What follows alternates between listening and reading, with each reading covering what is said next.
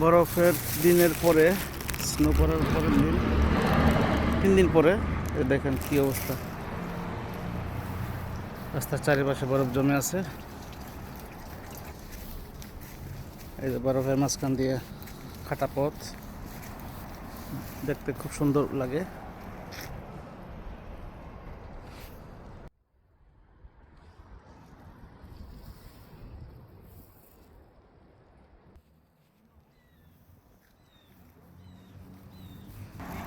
দেখেন কি সুন্দর দৃশ্য। এই যে কত বড় পাথরের উপর বরফ জমে আছে এখনো।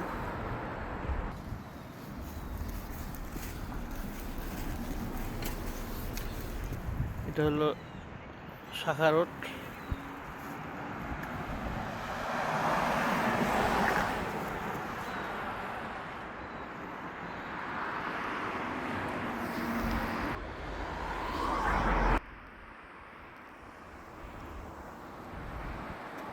অনেক বড় পাথর।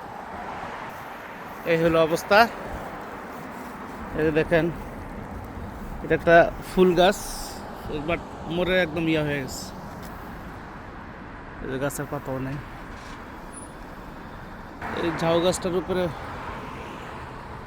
বরফ এখনো জমে আছে। আজকে 3 দিন হয়ে গেছে, বরফগুলো আস্তে আস্তে গলতেছে। এই হলো অবস্থা। ওকে, ধন্যবাদ।